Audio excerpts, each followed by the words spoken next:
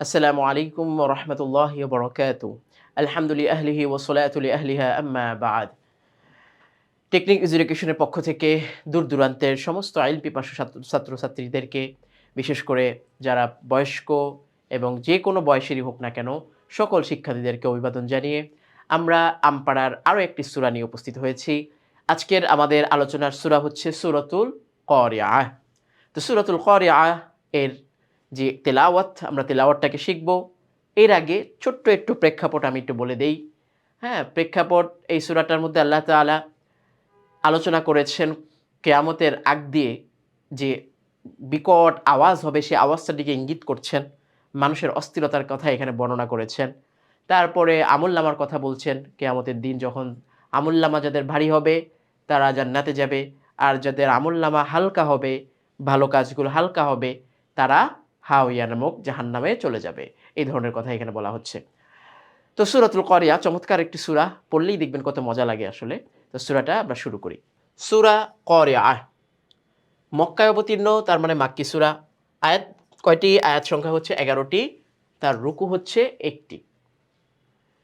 বিসমিল্লাহির রহমানির রহিম। আল ক্বারিআতু। এখন আল ক্বারিআতু আমি পড়লাম কেন? যেহেতু আয়াতটা ছোট, চাইলে আমরা এই ২টি আয়াত একসাথে পড়তে পারি। আল ক্বারিআতু মাল ক্বারিআহ। মানে এটা যদি আমি পারি পড়লাম। আর যদি একান্তই আমি চাই যে না, শব্দ একটা আলাদা করে সুন্দর করে পড়ি, তাহলে কি? আল ক্বারিআহ মাল ক্বারিআহ। থেমে, থেমে পড়লাম। ওয়ামা আদরাকা মাল ক্বারিআহ মাল ক্বারিআহ। ইয়াউমা ইয়াকুনুন নাসু। ইয়াউমের মধ্যে কিন্তু কোনো টান হবে না, কারণ জবরের বাম পাশে ওয়াও। যদি পেশের বাম পাশে ওয়াও হয় তখন হচ্ছে জজমওয়ালা ওয়াও হলে একালিফ টান হবে, কিন্তু জবরের বাম পাশে হলে লিনের হরফ হয়ে যায়, তখন আর টান নেই।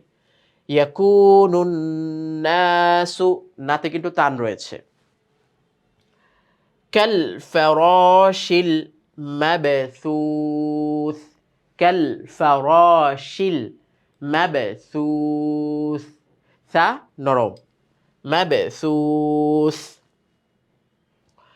ওয়াতাকুনুল জিবালু। ওয়াতাকুনুল জিবালু কালইহনিল। হ্যাঁ, কিছু অনেকের কষ্ট হতে পারে যে কালইহনিল, কাল শব্দ বলে আইনটাকে গলা থেকে চাপ দিয়ে আনা। কালইহনিল মানফুশ। শেষে শিন, শিনের আওয়াজটা একটু এরকম বাঁশির মতো এরকম একটা শব্দ হয় যদি তার উপর আমরা ওয়াকফ করি। শব্দটার মাঝখানে আমরা দেখতে পাচ্ছি যে নুন সাকিন, পরে কিন্তু ফা রয়েছে। তার মানে নুন সাকিনের পরে ফা আসলে সেটা ইকফার গুন্না হয়। আমরা নাকের ভিতরে আওয়াজটাকে একটু লুকিয়ে পড়ব। কালইহনিল মানফুশ। ফাআম্মা মান। ফাআম্মা মান সাকুলাত। যেহেতু নুন সাকিনের পরে সা রয়েছে যেটা ইকফার হরফ, তো মান সাকুলাত মাওয়াজিনু। মাওয়াজিনু। ওয়াতেও টান, ঝাতেও কিন্তু টান। মাওয়াজিনু, এভাবে। ফাহুয়া ফি ঈশাতির আইন। ফি ঈশাতির রাদিয়াহ। রাদিয়াহ। দদের মাখরাজ জিহ্বার গোড়ার কিনারা যেন দাঁতের সাথে লাগে। রাদিয়াহ। যদি দরটা মোটা না হয় তাহলে কিন্তু আবার দিয়া হয়ে যাবে, দাল হয়ে যাবে। এদিকে আমরা খেয়াল রাখবো। ওয়াম্মা মান খফফাত। এইখানে কিন্তু আবার মানে আমরা গুণনা করিনি কেন? নুন সাকিনের পরে খ, ইজহারের হরফ, কোনো গুণনা নেই। মান খফফাত মাওয়াজিনু। মাওয়াজিনু। ফাউম্মুহু হাওয়াইয়াহ। হাওয়াইয়াহ। ওয়াও জের উই। হাওয়াইয়াহ। ওয়ামা আদরাকা মা হিয়াহ। মা হিয়াহ। এখানেও জজম চলে আসবে। নারুন হামিয়াহ, নারুন হামিয়াহ। তো এখানেও তানবিনের পরে কোনো গুন্না হবে না, কারণ হাটা আপনার ইজহারের হরফ। আর ইজহার মানে কি? স্পষ্ট করে পড়া। নারুন হামিয়াহ, এভাবে। তো পুরা সূরাটা আমরা শুনি। আমরা দেখতে পাবো ইনশাআল্লাহ যে এই যে সূরাতুল কারিয়াটা যদি আমরা এক টানে পড়ি তাহলে কতটা চমৎকার শোনা যায়। বিসমিল্লাহির রহমানির রহিম।